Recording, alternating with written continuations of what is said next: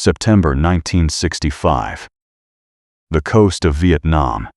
The USS Boxer and a fleet of transport ships approached Quy Nhon. On deck stood soldiers unlike any that had deployed to this war before. They were the 1st Air Cavalry Division. 16,000 men, 400 helicopters, and a completely untested concept that would either revolutionize warfare or become the most expensive failure in American military history. Colonel Kenneth Myrtle, battalion commander of the Jumping Mustangs, stood at the rail watching the coastline emerge from the haze. His unit had trained for this moment for months at Fort Benning, Georgia. They'd practiced air assaults, perfected helicopter coordination, built an entirely new way of fighting. But training was one thing, combat was another, and the enemy they were about to face had no intention of making this easy. North Vietnamese intelligence officers observed the American arrival with clinical interest. Ships unloading helicopters, hundreds of them. UH-1D Hueys with their distinctive rotor sound, larger CH-47 Chinooks, reconnaissance birds, command helicopters. To the NVA commanders it looked impressive, expensive, very American, also very vulnerable. The North Vietnamese army had been fighting for 20 years. They'd defeated the Japanese occupation. They'd driven out the French colonial forces at Dien Bien Phu in 1954. They'd built an army through jungle warfare, guerrilla tactics, and sheer determination. They knew how to fight. And helicopters? They'd seen helicopters before. Transport birds, easy targets. Slow, noisy. Couldn't hide, couldn't maneuver like jets. Just flying trucks that made perfect targets for any soldier with an AK-47 and decent aim. Senior NVA officers reviewed the intelligence reports and came to a simple conclusion: the Americans were relying on technology instead of tactical skill. They were using machines to compensate for their soldiers' lack of jungle fighting ability. It wouldn't work. General Vo Nguyen Giap, the brilliant commander who'd orchestrated the victory at Dien Bien Phu, understood the American military mind. Heads studied their doctrine, watched their operations in South Vietnam. The Americans liked overwhelming firepower. They liked mobility. They liked their machines, but machines could be destroyed. Technology could fail. And in the jungle where the terrain favored the defender, where supply lines stretched thin, and roads didn't exist, all the helicopters in the world wouldn't change the fundamental reality. This was Vietnam's war to win. The 1st Air Cavalry Division had been organized just 2 months earlier, on July 1, 1965, at Fort Benning. The concept was radical, a division that moved entirely by helicopter.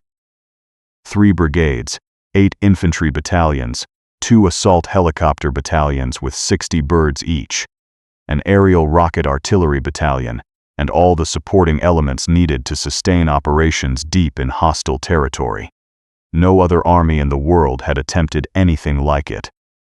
The division's commander, Major General Harry Kinnard, believed this new airmobile concept would change warfare. Secretary of Defense Robert McNamara agreed. They'd tested it, refined it, trained for it during the 11th Air Assault Division trials. But would it work in combat? The NVA didn't think so. Their field commanders issued guidance to their troops: when you see American helicopters, prepare to engage. They're large targets. They can't maneuver quickly. A well-aimed burst from an AK-47 can damage the rotor system. A heavy machine gun can bring one down easily. And when it crashes, the Americans lose not just a machine but also the soldiers inside. It was a simple calculation. Helicopters meant concentrated targets. Shoot them down and the Americans would learn that technology couldn't replace tactical competence. The NVA had every reason for confidence. They controlled most of the countryside. They had secure sanctuaries across the Cambodian border. They could mass forces strike and withdraw before American ground units could react. They'd been fighting this way for years, and it had worked against the French. It was working against the South Vietnamese. It would work against the Americans too. September rolled into October. The 1st Air Cavalry Division established its base camp at An Khe, a plateau in the Central Highlands. Engineers bulldozed a perimeter. Infantry units established defensive positions. Helicopter units set up their flight lines. Everything moved slowly, cautiously. The division was learning the terrain, learning the enemy, learning how to operate in this new environment. To the watching NVA, it looked exactly as they expected: Americans building another fortified base, another static position that could be isolated, surrounded, and besieged when the time came. The North Vietnamese had seen this before. What they hadn't seen was what was about to happen. October 19, 1965. Plei Mei Special Forces Camp, 45 kilometers south of Pleiku. The attack began at midnight with a massive barrage of mortar fire. Dozens of rounds slammed into the camp's defensive positions. Then, the ground assault started. This wasn't a guerrilla raid. This was a coordinated divisional attack. 3 full regiments of the North Vietnamese Army, the 32nd, 33rd, and 66th, surrounded the camp. Nearly 9,000 men, heavy weapons, mortars, recoilless rifles. This was General Giap's opening move in a larger offensive designed to cut South Vietnam in half through Pleiku province. The Special Forces camp had 12 American advisors and 400 Montagnard militia fighters. They were outnumbered 20-1. NVA commanders watched the assault with satisfaction. The camp would fall within days, perhaps hours. Then they'd move on Pleiku city itself. The offensive would demonstrate that the Americans couldn't protect even their own installations, that their Vietnamese allies would crumble under pressure, that the war was already lost. Everything was proceeding according to plan. South Vietnamese army units attempted to relieve the camp. They made it halfway before NVA ambushes stopped them cold. The relief column stalled. Casualties mounted. The situation grew desperate. That's when the call went to NK. At the 1st Air Cavalry Division headquarters, staff officers plotted the situation on maps. Plei Mei was under siege. ARVN relief efforts had failed. The camp would fall unless someone intervened. Someone with enough firepower and mobility to break through the NVA cordon. Someone who could get there fast. General Kinnard made the decision: commit the division. October 23rd. The 1st Airborne Brigade received movement orders. The 1st Battalion, 12th Cavalry. The 2nd Battalion, 8th Cavalry. Supporting artillery. Engineers. The whole combat team. Get to Pleiku. Relieve Plei Mei. Destroy the NVA forces. The Jumping Mustangs, Colonel Myrtle's battalion, received the alert that evening. They'd been conducting security operations around NK, routine patrols, learning the area. That routine just ended. The battalion loaded onto trucks and drove west on Highway 19 through the NK Pass, 70 miles to Pleiku. The road wound through mountain terrain past the site where the French group Mobile 100 had been destroyed by the Viet Minh in 1954. History whispered warnings from every hillside. They reached Pleiku and established positions at a location called the Stadium. Artillery set up firing positions. Infantry dug defensive positions. Wake and Fixin. Command posts went operational. Everything the NVA expected: slow, methodical, conventional. But something else was happening. Something the North Vietnamese commanders didn't fully understand. On October 27th, the mission changed. The 1st Air Cavalry Division wasn't just going to relieve Plei Mei. They were going to seek out and destroy the entire NVA division, hunt them, find them, kill them. And they were going to do it using a system of warfare the North Vietnamese had never encountered before. Colonel Myrtle received his orders. Air assault into positions south of the Special Forces camp. Block enemy withdrawal routes.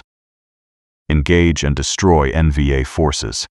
The battalion operations officer, Major Propes, spread maps across the Tactical Operations Center table. Artillery officers coordinated fire support. Air Force liaison officers arranged tactical airstrikes. Helicopter battalion commanders synchronized flight schedules. The level of coordination was extraordinary. Artillery, infantry, aviation, all synchronized to the minute. This wasn't just using helicopters for transport. This was something entirely different. This was the airmobile system operating as designed for the first time. And the NVA was about to learn what that meant. The night before the assault, Chaplain Spear gathered the jumping Mustangs for prayer. "Our Father in heaven," he began. "We thank you for your presence in our lives.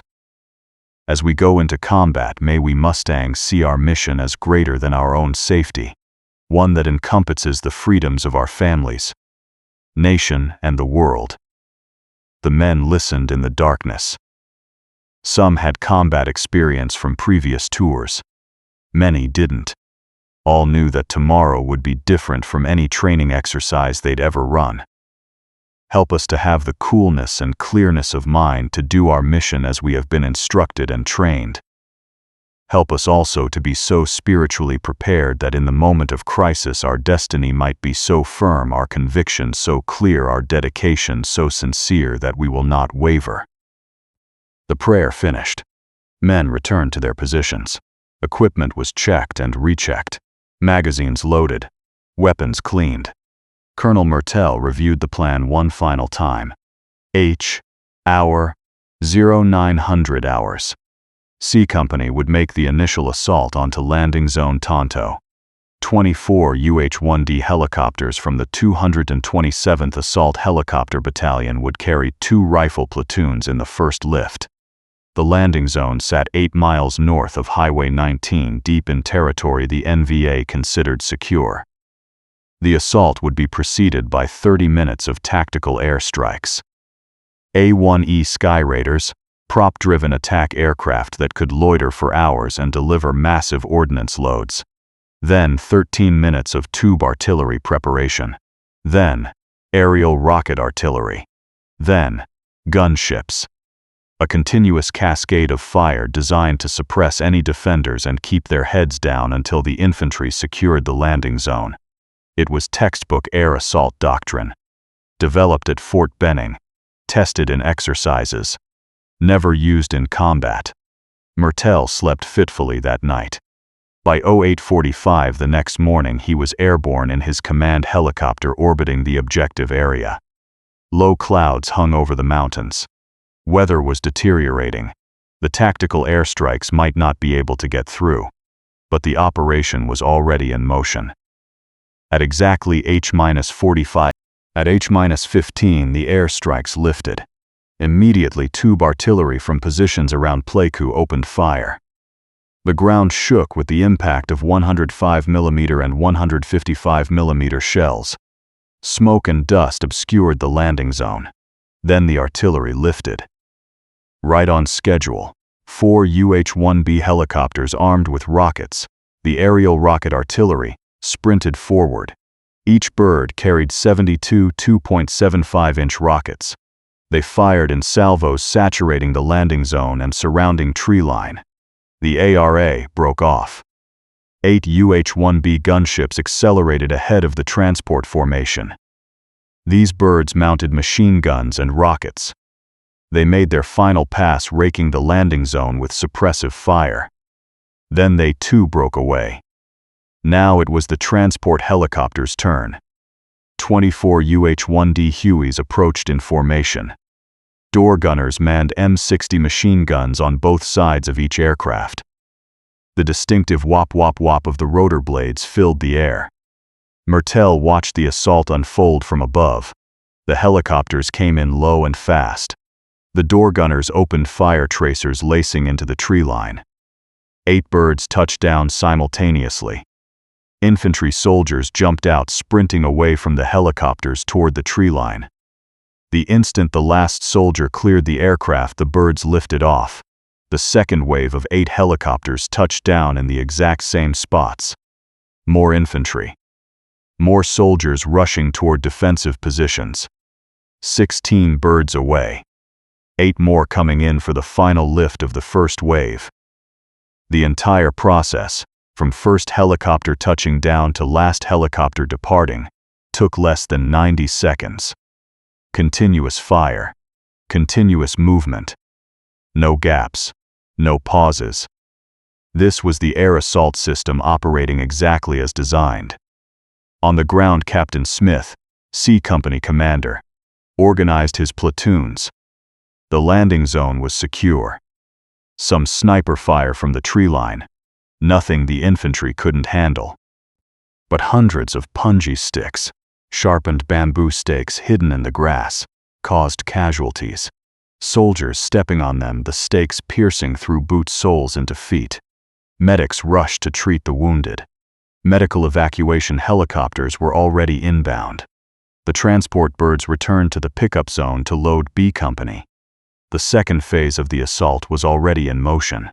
What the NVA commanders watching this operation didn't yet understand was the scale of what they were seeing. This wasn't just helicopters dropping off infantry. This was an integrated system that could project combat power faster and more precisely than any force in history. And it was just getting started. While C Company secured landing zone Tonto, something extraordinary was happening behind the scenes. CH-47 Chinook helicopters, massive twin-rotor transport birds capable of lifting artillery pieces, were already moving 105mm howitzers into firing positions. Not near roads, not near bases. Deep in the jungle in locations chosen for their ability to support the infantry battalions. Within hours, artillery batteries that should have taken days to position by ground movement were firing in support of operations. The NVA had never seen anything like it. Their doctrine assumed artillery needed roads, needed supply lines, needed time to establish firing positions. All of those assumptions created vulnerabilities they could exploit: ambush the supply convoy, cut the road, isolate the artillery from the infantry it supported. But these American artillery pieces appeared where roads didn't exist. Ammunition arrived by helicopter. If they needed to move, Chinooks picked up the guns and repositioned them. The jungle, the NVA's greatest ally, suddenly meant nothing. Colonel Myrtle's command helicopter gave him a perspective no ground commander in history had ever possessed. 4 FM radios stacked in front of the rear seat. He monitored the battalion command network. The artillery liaison officer coordinated fire support. The Air Force liaison officer directed airstrikes through the airborne forward air controller. The S-3 operations officer monitored either the brigade net or the helicopter lift frequency. From the air, Myrtle could see the entire battlefield. He could watch C Company clearing the landing zone. See B Company's helicopters inbound. Coordinate artillery fire on targets kilometers away. Direct airstrikes onto enemy positions that ground observers couldn't even see. When a door gunner on his helicopter spotted movement in the tree line, Myrtle could immediately vector a gunship onto the target. This was three-dimensional warfare. The battlefield wasn't just a flat surface anymore. It was a volume of space that could be dominated from above, with artillery fire coming from unexpected directions and reinforcements arriving from the sky within minutes. The North Vietnamese watched in growing confusion. American forces appeared on hilltops that should have taken days to reach. Infantry units landed behind NVA positions, cutting off withdrawal routes. Artillery fire came from positions that shouldn't exist. The fundamental assumption of their defensive strategy, that the jungle terrain would slow American movement and protect NVA forces, was collapsing. Here is what the NVA didn't fully understand about the airmobile system. Every UH-1D helicopter could carry 8 to 10 fully equipped soldiers. The 229th Assault Helicopter Battalions each had 60 transport birds. That meant a single battalion could lift an entire infantry company, over 100 men, in one wave. The assault helicopter battalions also had gun companies. 12 UH-1B gunships mounting machine guns and rockets. These provided fire support during landings and could respond immediately to any threat. The Aerial Rocket Artillery Battalion had 36 dedicated attack helicopters. Each carried 72 rockets. When tube artillery couldn't reach a target, the ARA could put devastating fire on any position within their operating range. The 228th Assault Support Helicopter Battalion had 48 Chinooks. These massive birds could move artillery pieces, ammunition supplies, even light vehicles anywhere helicopters could operate. 4 CH-54 flying crane helicopters could lift 9 tons each on external slings. Heavy artillery, ammunition pallets, damaged vehicles for recovery. 12 dedicated medical evacuation helicopters meant wounded soldiers could be on an operating table within 30 minutes of being hit. In previous wars, that would have taken hours or days. The impact on survival rates was dramatic. And coordinating all of this were command and control helicopters with multiple radio nets, allowing commanders to monitor infantry operations, artillery fire, airstrikes, logistics, and medical evacuation simultaneously. It was an integrated system. Remove one piece, and the others compensated. Lose a helicopter and another took its place. Every element supported every other element. The North Vietnamese had been preparing to fight the American Army of 1950. Methodical, road-bound, dependent on conventional supply lines. They got the American Army of 1965. Mobile, flexible, and capable of projecting power anywhere within a 100-mile radius in a matter of hours. The realization came slowly. But it was about to get much worse for the NVA. October 27th continued with a series of company-sized air assaults. The Jumping Mustangs conducted hammer and anvil operations. One company air assaulted into blocking positions, while another swept toward them, catching NVA forces in between. The enemy couldn't predict where the Americans would appear next. Helicopters could land on ridgelines, in valley floors, on hilltops. The terrain that protected NVA movement became a liability when American infantry could be inserted ahead of them. Small contacts. Brief firefights. The NVA tried to disengage and withdraw toward the Cambodian border. But on November 3rd, something happened that changed the NVA's perception of American capabilities entirely. It started with an ambush. A patrol from the 1st Squadron 9th Cavalry, the division's Air Cavalry Reconnaissance Unit, established a patrol base near the Ia Drang River right on the Cambodian border. They set up ambushes along likely enemy withdrawal routes. At 2105 hours, Captain Charles Nolan triggered his ambush. He watched approximately 90 NVA soldiers pass through the kill zone before ordering his men to fire. The NVA unit wasn't expecting any Americans this close to the border. Their noise discipline was poor. No security. They walked right into the ambush. Nolan's platoon opened fire with M16 rifles, M79 grenade launchers, M60 machine guns, and claymore mines. The kill zone erupted. The surprise was complete. Every NVA soldier in the zone was killed or wounded. Nolan ordered immediate withdrawal. His platoon had just ambushed a force 3 times their size. The NVA would react. And when they did, they'd be angry. The withdrawal began. Then enemy 60mm mortar fire started falling on the platoon's position. But the Americans had anticipated this. The mortar platoon forward observer from A Company had already plotted likely enemy mortar positions.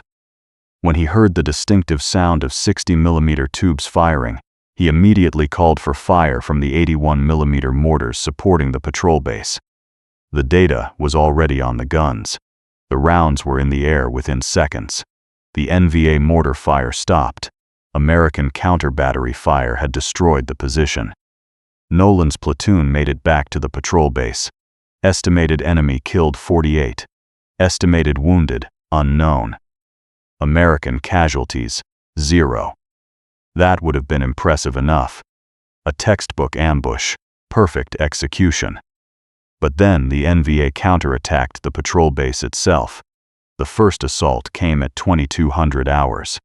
Then 2315 hours. Then 000, 015, and N00015, and N0330 hours. 5 separate attacks through the night. Continuous sniper fire between assaults. The patrol base was small, maybe 100 men total. The NVA had battalion-strength forces in the area. They could mass overwhelming numbers if they wanted. The patrol base commander called for reinforcement. And then, something happened that the North Vietnamese thought was impossible. At night, in darkness, through mountain terrain, helicopters came. Not just a few birds, an entire company. Company of the Jumping Mustangs air assaulted into the patrol base in the middle of the night while under attack. The UH-1D pilots flew by instrument using terrain features and radio navigation. They landed in a small landing zone marked by strobes and flashlights. Infantry soldiers jumped out into darkness, immediately moving to defensive positions. Fresh troops, fresh ammunition, machine guns, mortars. The reinforcement arrived within 2 hours of the call for help. The NVA attacks continued. But now they were hitting a reinforced position with prepared defenses and artillery support. By dawn, the battlefield was littered with NVA dead. The attacks stopped. The enemy withdrew. Word of the night air assault spread through both American and NVA units. For the Americans, confirmation that the system worked even under the most difficult conditions. Darkness didn't matter. Terrain didn't matter. If soldiers needed help, helicopters would come. For the NVA, shock. They'd thought they controlled the night, thought darkness gave them immunity from American air power. That assumption just died. If Americans could reinforce positions at night under fire through mountains, then no NVA position was safe. No attack plan could assume darkness would protect withdrawal. No ambush could guarantee the Americans wouldn't get reinforcements within hours. The tactical situation had fundamentally changed. But the real test was still coming. November 14, 1965. Ia Drang Valley. Lieutenant Colonel Hal Moore commanded the 1st Battalion, 7th Cavalry, 450 men. The battalion had been operating in the area for several days, searching for NVA forces. Intelligence suggested major enemy units were somewhere in the Ia Drang Valley near the Chu Pong Massif, where the border with Cambodia ran through mountainous jungle. Moore's mission: find them, fix them, destroy them. His staff selected a landing zone designated X-ray, a small clearing in the elephant grass, room for 8 helicopters at a time, surrounded by forest, 35 kilometers from the nearest road, around 50 kilometers from the nearest American base. This was as deep into enemy territory as American ground forces had operated. The air assault began at 10:48 hours. The first wave of helicopters carried B Company. Moore went in on the first lift, leading from the front, not directing from above. 8 birds touched down. Infantry soldiers sprinted toward the tree line. Immediately they started taking fire.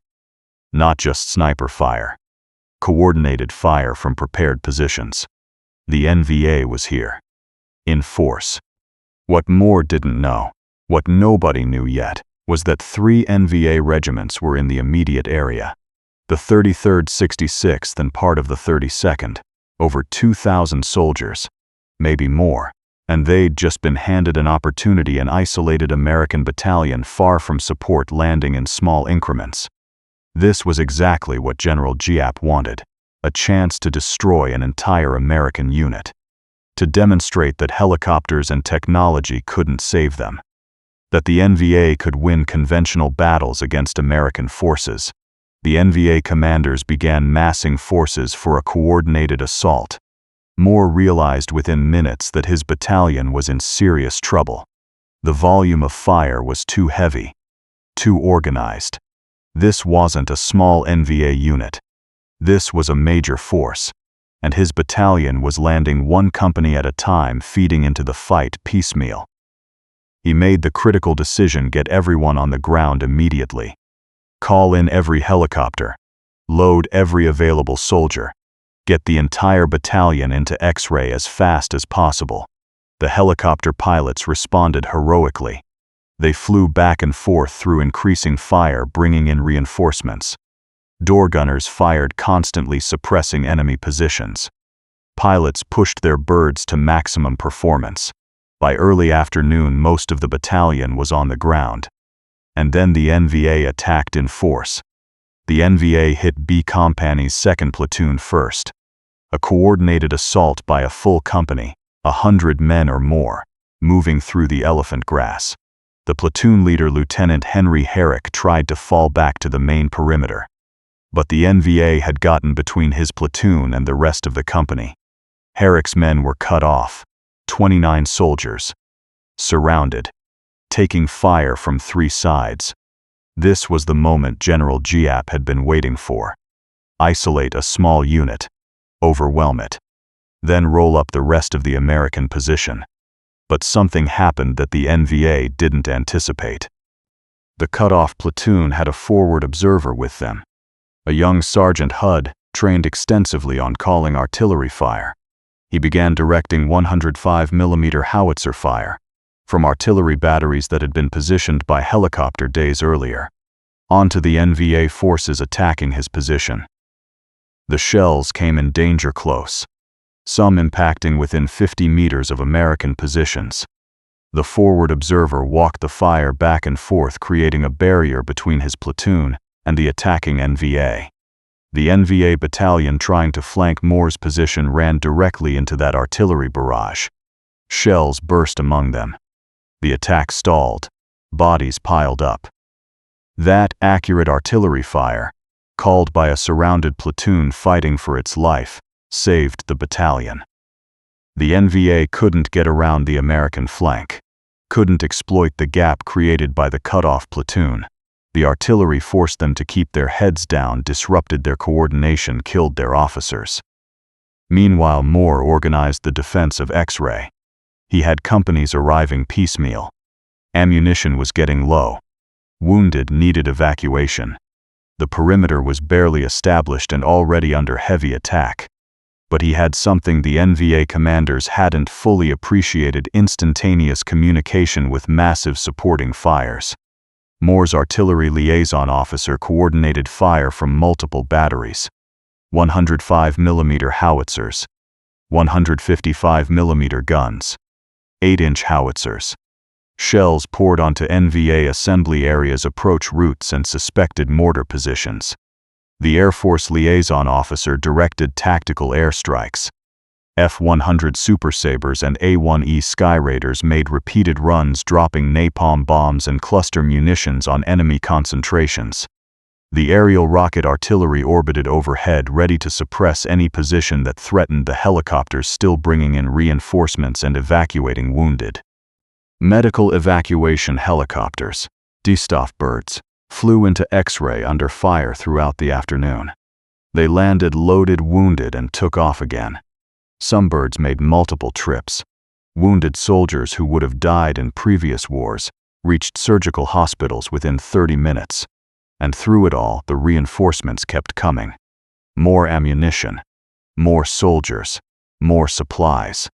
The helicopters didn't stop. The NVA threw assault after assault at the American perimeter.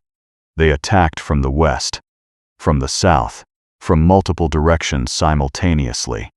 They had the numbers, they had the positions, they had the initiative, but they couldn't break through. Every assault ran into a wall of fire. M16 rifles, M60 machine guns, M79 grenade launchers, claymore mines, artillery, airstrikes. The firepower was overwhelming. By nightfall, the battlefield around X-ray was covered with NVA dead. Conservative estimates: 200 killed. The actual number was probably higher. American casualties: 79 killed, 121 wounded. The Americans held, barely, but they held. That night, Moore's battalion maintained tight perimeter security. Listening posts out in the darkness. Artillery plotted on likely approaches. Everyone on 50% alert, half awake, half sleeping. The NVA tried probing attacks. Small unit infiltration attempts, trying to find weak points in the perimeter. Artillery and mortars drove them back each time. And in the morning the helicopters came again, bringing more ammunition, evacuating more wounded, bringing in reinforcements. The NVA attacked again on November 15th. Multiple regimental assaults. They were committed now. They'd lost too many men to withdraw without achieving something. The attacks followed the same pattern: mass infantry assault. American firepower response. NVA withdrawal, leaving bodies behind. By the afternoon of November 15th, Milikal again. Multiple regimental assaults. They were committed now. They'd lost too many men to withdraw without achieving something. The attacks followed the same pattern: mass infantry assault. American firepower response. NVA withdrawal, leaving bodies behind. They'd lost over 1,200 men killed, hundreds more wounded, 3 battalions effectively destroyed, officers dead, unit cohesion shattered. And what had they accomplished? The Americans still held X-ray. The battalion was intact. Reinforcements were arriving.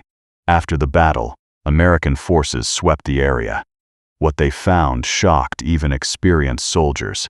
57 AK-47 assault rifles, 54 SKS carbines, 17 machine guns, 4 heavy mortars, 5 RPG launchers, massive amounts of ammunition.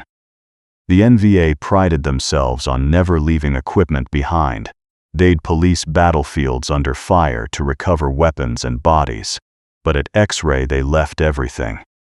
The defeat was so complete, so devastating that they fled without recovering anything. One American soldier later wrote in his memoir, "The NVA were willing to suffer hideous losses just to overrun one American unit." General Giap contended this battle was a learning process for them. It was a learning process, but probably not the lessons Giap wanted.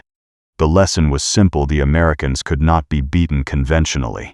Not when they could bring this level of coordinated firepower. Not when helicopters could reinforce and resupply under fire.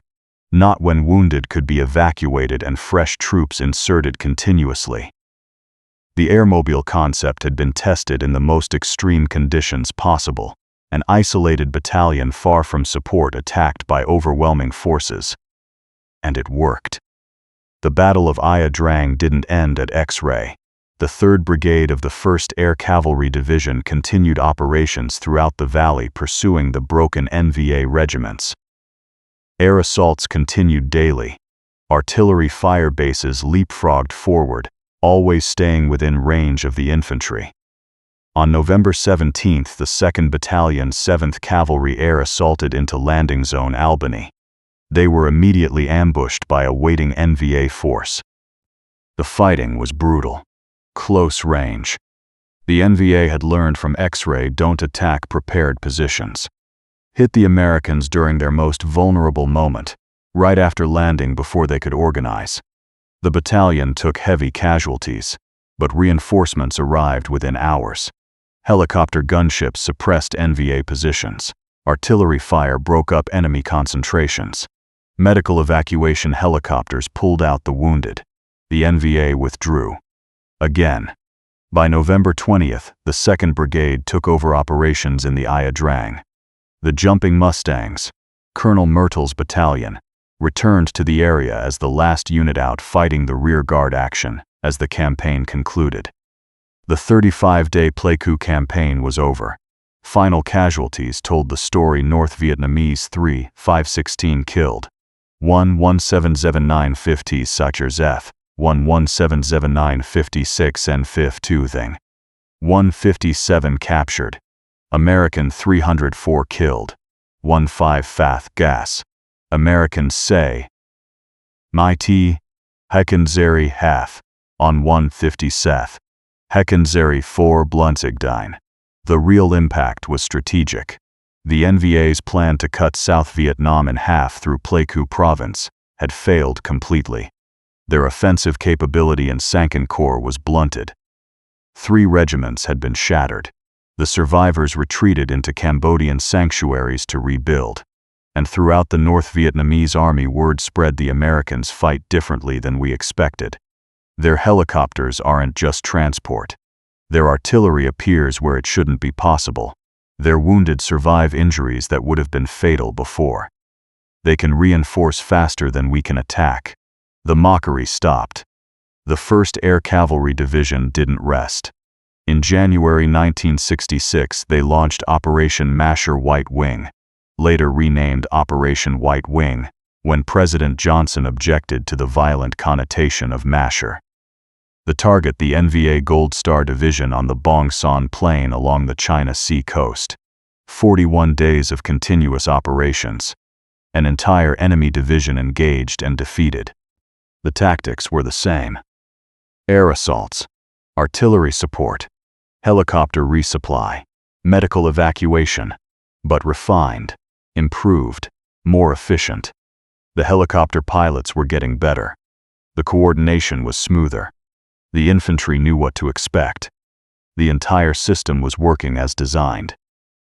The statistics from Operation White Wing showed the scale: 260 tactical air sorties flown, 106 immediate requests, 106 immediate requests, 106 immediate requests, 106 immediate requests, 105 mm guns, 165 mm guns, 165 mm guns, 165 mm guns, 8-inch howitzers.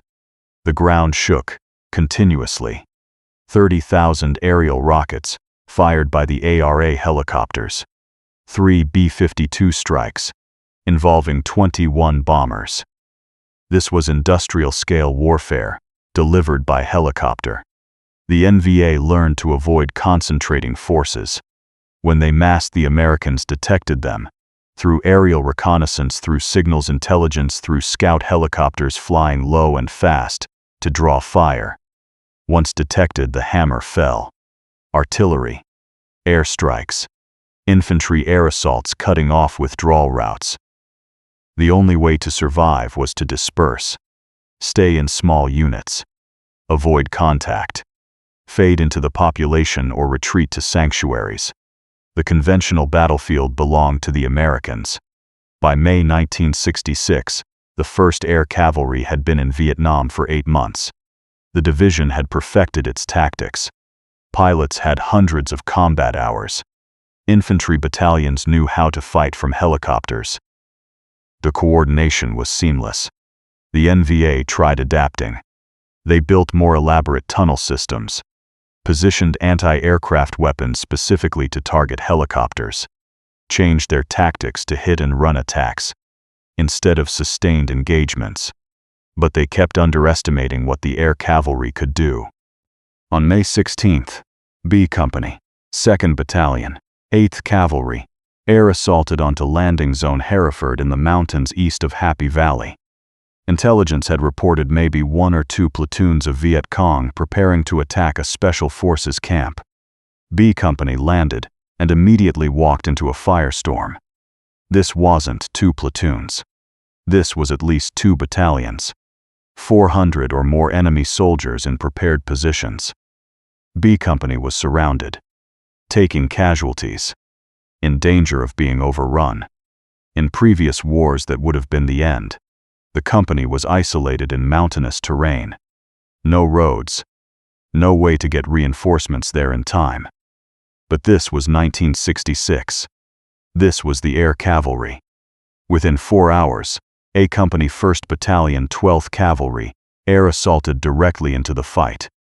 Helicopters flew through heavy fire. Door gunners blazing. Infantry soldiers jumping into a hot landing zone and immediately engaging. The relief force fought uphill for 4 hours to reach B Company's position. But they made it. The next morning, the entire 1st Battalion 12th Cavalry moved by air assault into the battle. Then more battalions. The 1st Brigade piled forces into the fight. The NVA found themselves in the exact situation they'd hoped to create for the Americans, surrounded, outnumbered, cut off from reinforcement. They tried to withdraw, but American forces were already blocking the routes. Air assaults had put infantry companies on hilltops and ridgelines that should have taken days to reach on foot.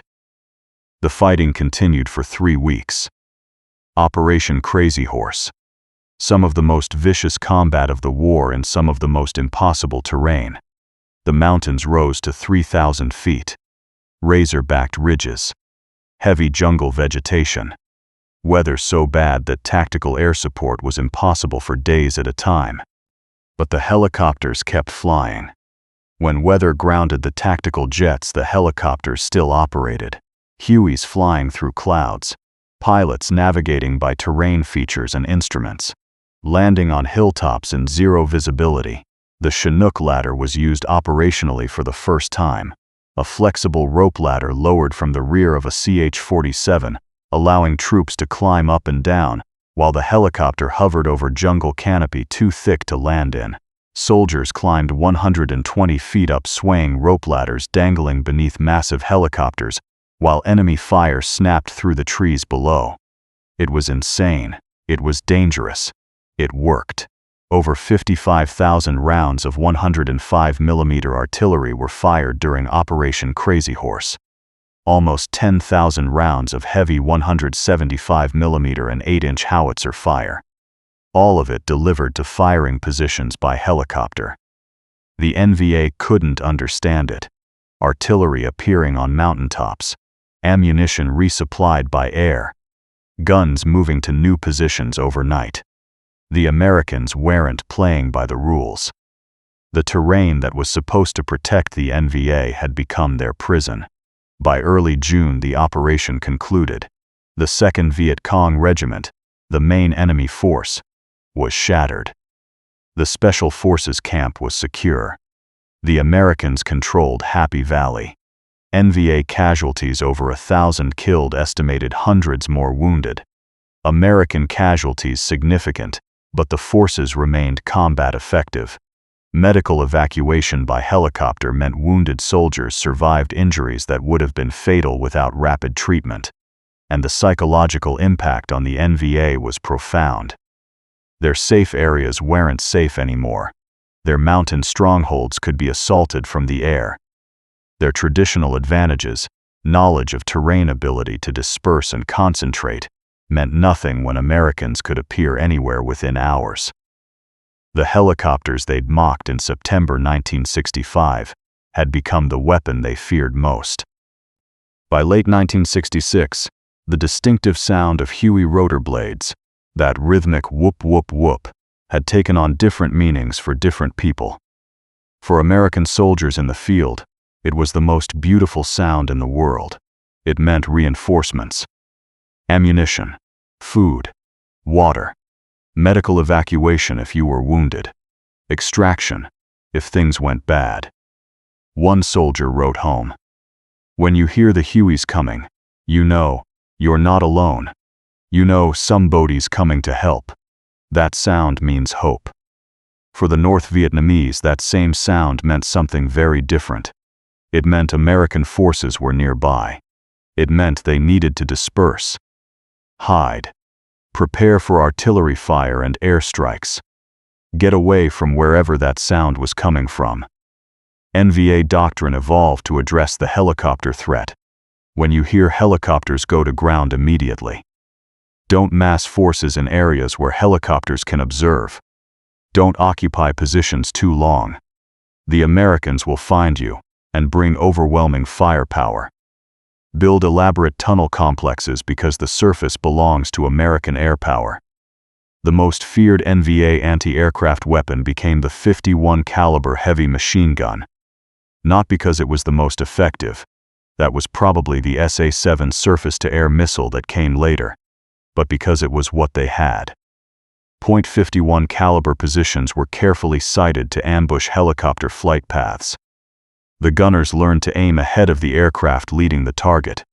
They learned that door gunners were vulnerable, that the engine area was a good target, that tail rotors could be disabled. They shot down helicopters. Lots of them. The Air Cavalry took losses, but for every helicopter shot down, 10 more kept flying. For every pilot killed, another took his place. The system was bigger than any individual component. Larry Touchstone, a combat veteran who flew on countless air assaults, later described the experience. The first time you do an air assault, it's terrifying. Even if it's not a hot LZ, the noise and chaos are overwhelming. Artillery pounding the landing zone. Rockets from the ARA. Gunships firing. Door gunners blazing away. Then, you're on the ground and running. But after 25 of these, you earn an air medal. You get used to it. You learn to trust the system. The pilots know what they're doing. The door gunners are covering you. The artillery is coordinated. It all works together.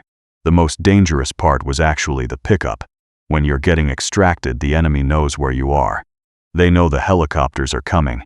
They can set up to hit the last lift when you have the fewest troops on the ground. That's why they could win small engagements. Ambushes. Quick strikes against isolated outposts. But any sustained combat against an air cavalry force ended the same way: heavy NVA casualties and American forces still holding the field. The North Vietnamese weren't stupid. They learned. They adapted. By 1967 to 1968, NVA tactics had evolved significantly. They avoided massing forces in areas where American helicopters operated freely. Instead of battalion and regimental assaults, they used small unit tactics. Squad-level ambushes. Hit and run. Never stay in contact long enough for American reinforcements to arrive. They built extensive tunnel complexes. Not just simple fighting positions, but elaborate underground networks. Command posts, hospitals, storage areas, living quarters. Some tunnel complexes extended for miles. The tunnels provided protection from artillery and airstrikes. They allowed NVA forces to seemingly disappear. American forces would sweep an area, find nothing, and leave. Then the NVA would emerge from the tunnels and reoccupy the same positions. They positioned anti-aircraft weapons with great care. .51 caliber machine guns sighted to hit helicopter approach routes. Multiple firing positions so they could shoot and move before counter-battery fire arrived. Camouflage and discipline to avoid detection by aerial reconnaissance. They learned to attack during bad weather when American air superiority was diminished. Monsoon season became their offensive season. When clouds were too low for tactical air support, when helicopters had difficulty flying, the NVA attacked. They focused on attacking isolated outposts and special forces camps far from American bases. Places where helicopter reinforcement would take time. Where bad weather might prevent air support entirely. And they accepted staggering casualties. The mathematics of the war from their perspective was brutal, but simple. They had more men than the Americans had bullets. They had sanctuaries in Cambodia and Laos where they could retreat, rebuild, and return. They had time. The Americans had superior firepower and mobility. But they were fighting on the other side of the world with limited political will at home and a timetable for eventual withdrawal. It was a war of attrition. And the North Vietnamese believed, correctly as it turned out, that they could outlast American public support. But in tactical terms, in any engagement where the Air Cavalry could bring its system to bear, the NVA still lost. By the end of 1966, the 1st Air Cavalry Division had fundamentally changed the war. They'd conducted more air assault operations than any unit in history. Thousands of combat missions. Tens of thousands of soldiers inserted by helicopter into landing zones throughout Sika Corps. The division's area of operations covered thousands of square kilometers. From the coast to the Cambodian border. From Pleiku in the north to Phan Thiet in the south. In any conventional measure of military effectiveness, the Air Cavalry dominated. Enemy casualties inflicted over 10,000 confirmed killed in the first year alone. American casualties significant, but far lower than NVA losses. And the survival rate for wounded was unprecedented. Over 95% of soldiers wounded in action survived if they reached medical treatment. Helicopter medical evacuation made that possible. Territory controlled. The Air Cavalry could move a full brigade, 500 men, 100 nautical miles in under 6 hours. This meant they could respond to any threat throughout their operational area faster than the enemy could mass forces. One operation demonstrated this capability perfectly. Operation Lincoln, in March 1966. The Airborne Brigade conducted an airmobile move of 100 nautical miles. One battalion moved by assault helicopter. A second battalion by C-130 transport aircraft, then immediately deployed by helicopter from the airfield. A third battalion by ground convoy. The entire brigade, with artillery engineers and support elements, completed the move in less than 6 hours. Think about that. 6 hours to move 500 men, and all their equipment 100 miles through mountainous terrain. In World War II, that movement would have taken days or weeks. In Vietnam, with the Air Cavalry, it happened before lunch. The NVA couldn't counter that mobility. They couldn't predict where Americans would appear. Couldn't concentrate forces without risking detection and air assault.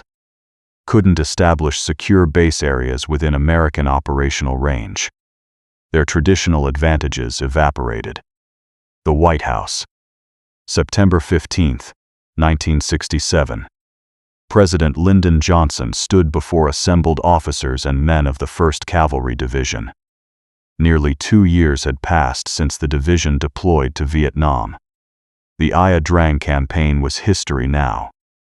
But its impact was still being felt.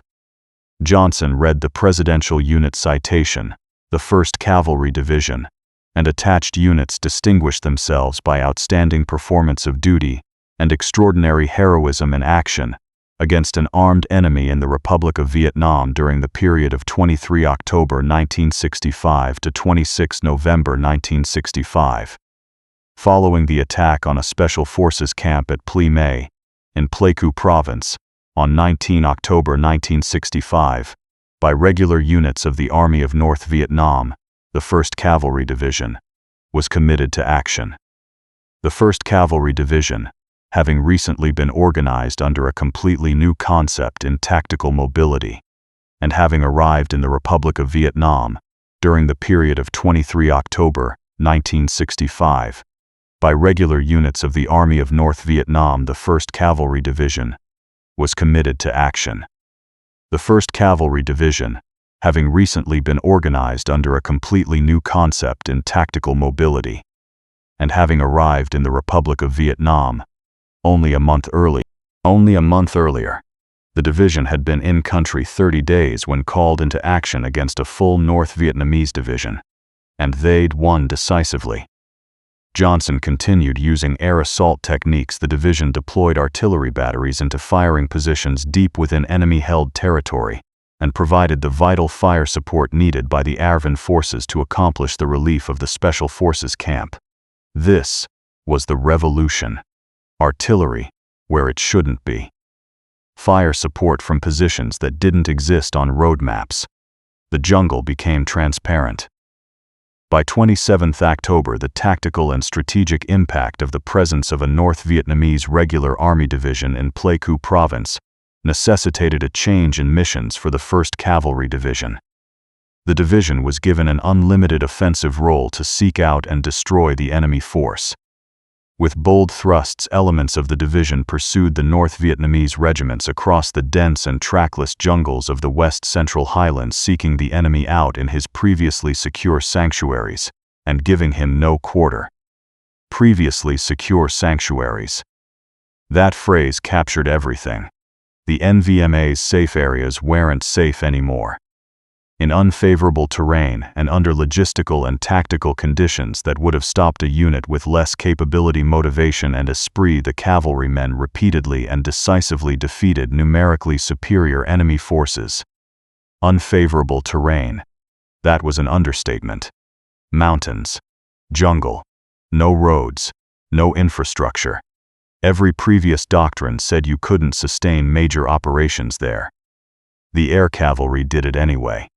The superb training, unflinching devotion to duty, and unsurpassed gallantry and intrepidity of the cavalrymen individually and collectively resulted in numerous victories and succeeded in driving the invading North Vietnamese division back from its positions at Plei Mei to the foot of the Chu Pong Massif.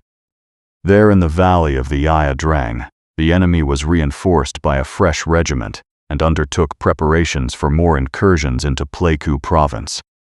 The 1st Cavalry Division deployed by air its men and weapons to launch an attack on this enemy staging area, which was 35 kilometers from the nearest road and 50 kilometers from the nearest logistical base.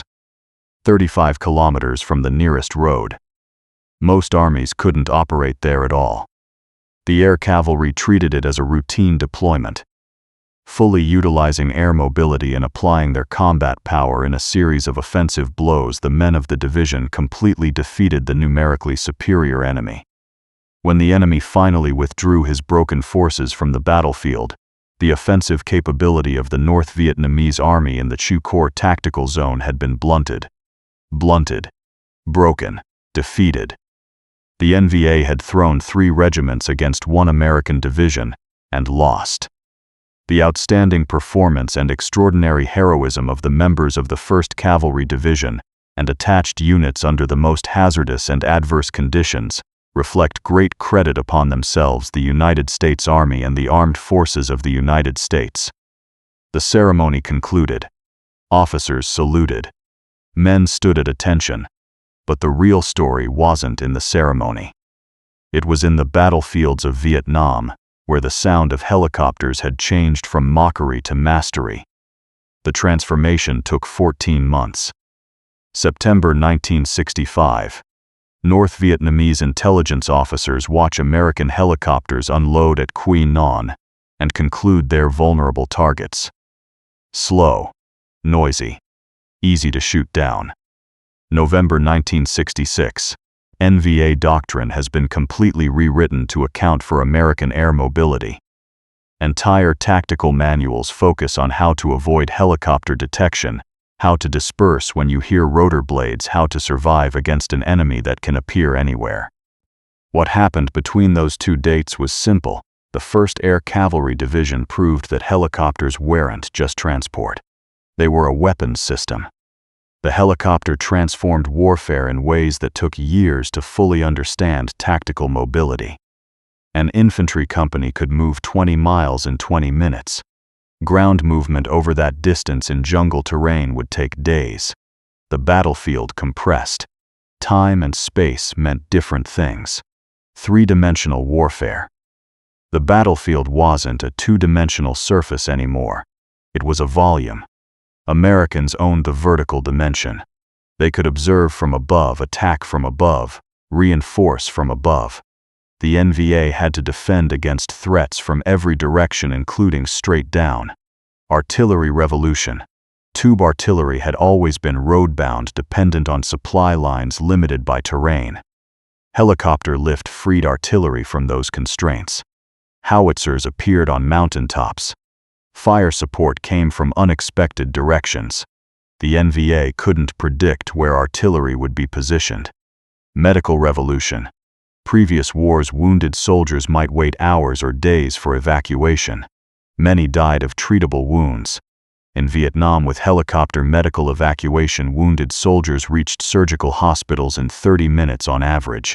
The survival rate for wounds that would have been fatal in World War II or Korea improved dramatically. Logistical freedom. Conventional armies needed roads, ports, railheads. Supply lines were vulnerable. The Air Cavalry supplied entire battalions by helicopter. No roads required. No convoys to ambush. The jungle stopped being an obstacle to logistics. Psychological impact. For American soldiers, knowing that help could arrive within minutes, that they wouldn't be abandoned, that reinforcements were always coming, changed everything. Morale stayed higher. Units fought more aggressively knowing support was available. For the NVA, the opposite was true. The helicopters were everywhere, unpredictable, Unstoppable. No position was safe. No sanctuary was beyond reach. The jungle that had protected them for 20 years was transparent to American air power. The sound of Huey rotor blades became the soundtrack of the war. For Vietnamese on both sides, for American soldiers, for everyone who served there. That sound is unforgettable. Decades later, veterans still react to it. The distinctive whop whop whop triggers memories. Good memories for some, terrible memories for others. But everyone remembers. The Air Cavalry's success came at tremendous cost. Helicopters were shot down, hundreds of them. The NVA learned to aim for tail rotors for engine compartments for the vulnerable areas. .51 caliber machine guns, RPGs, even massed rifle fire could bring down a Huey. Pilots died. Door gunners died. Crew chiefs died. And the soldiers they were carrying died with them. The aircraft accident rate was significant too. Flying helicopters in combat conditions, overloaded in bad weather at night with marginal fuel, produced accidents, crashes, mechanical failures. One veteran described seeing a CH-47 Chinook crash into a mountainside in the An Khê Pass. The aircraft augured into the slope and exploded. The mortar platoon it was carrying, over 20 men, died instantly. Bodies had to be recovered from the wreckage and carried down the mountain by hand. Another Huey crashed 2 days later in the same area. Only one survivor, a supply specialist who jumped just before impact and survived with broken limbs. The helicopter war was brutal for the air crews. Some pilots flew multiple missions per day. Every takeoff could be their last. Every landing zone might be hot. Every resupply run might draw fire. They kept flying anyway. Larry Touchstone later wrote, "We didn't talk about it at the time. You just did your job. But looking back, I don't know how we survived. I flew over 200 combat assaults. Statistically, I should be dead. But here I am. Many weren't as fortunate." The 1st Air Cavalry Division's casualty rates were significant. The division fought in some of the most intense combat of the war. They air assaulted into hot landing zones. They sought out the enemy instead of waiting to be attacked. Aggressive tactics meant aggressive casualties. But those casualties bought results. Territory secured. Enemy forces destroyed. Campaigns won. And for every American who died, the helicopter system saved dozens more. Medical evacuation. Rapid reinforcement. Ammunition resupply. The helicopters gave ground forces capabilities they'd never had before. Was it worth it? That's a question each veteran has to answer for themselves. But there's no question that the Air Cavalry changed warfare permanently. The 1st Air Cavalry Division continued operations in Vietnam until 1972. They fought in every major campaign. Tet Offensive in 1968. Cambodia in 1970. Lam Son 719 in 1971. The tactics evolved. Cobra gunships replaced the older UH-1B models. Better radios improved coordination. Night vision equipment enabled better night operations. But the fundamental system remained the same: helicopters providing mobility artillery, providing fires infantry, providing holding power. All coordinated. All integrated. Other units adopted air mobile tactics. The concept spread throughout the American military. And other nations watched closely. The Soviet Union developed their own air mobile forces. Mi-8 HIP transport helicopters. Mi-24 Hind gunships. They used these forces in Afghanistan in the 1980s with mixed results. The terrain and tactical situation were different, but the concept was the same. The Israelis used helicopters extensively in their wars. So did the British in the Falklands. Modern militaries everywhere integrated helicopters into their doctrine. The lineage is clear from the 1st Air Cavalry Division in Vietnam to every helicopter assault operation since. The Huey became the most famous helicopter in history. Over 7,000 were built. They served in Vietnam and other conflicts, and many are still flying today. Veterans who flew in them fought from them, or were saved by them, remember.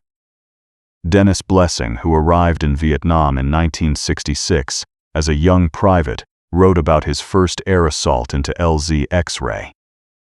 As we began descending, I looked at the faces of the survivors from the November 1965 battle. What I observed was not exactly a look of fear, but more one of extreme apprehension. Suddenly, all hell broke loose. Our 16-ship formation dropped down to treetop level. The LZ was covered with dust and smoke from the ARA ships and artillery fire. The door gunners began firing their M60 machine guns. Hot bullet casings were flying around in all directions. Once everything calmed down, and we hadn't contacted the enemy, then there was absolute silence. That silence after an air assault. The moment when the helicopters pull away, the artillery stops, the gunfire ceases, and you're on the ground in enemy territory with nothing but your rifle and the soldiers around you. That's when you understood what the air cavalry was really about. Not the helicopters themselves, not the technology, the people, the pilots who flew you in under fire, the door gunners who covered you, the artillery crews who supported you, the medics who'd come get you if you were wounded. The system worked because people made it work, and the North Vietnamese army mocked those helicopters in September 1965. Learned a hard lesson about underestimating American innovation. The wooden aircraft, the flying targets, the vulnerable machines. They became the weapon that dominated the battlefield. From mockery to mastery in 14 months. From laughter to legend. The sound of those Huey rotor blades, whop whop whop, became the sound of American air power. The sound of salvation for those who needed help. The sound of doom for those who opposed them. And 50 years later, that sound still echoes through history. The 1st Air Cavalry Division proved that warfare had entered a new era. The age of air mobility. The age of three-dimensional combat. The age when terrain stopped mattering and time compressed. They didn't just win battles, they changed how battles are fought.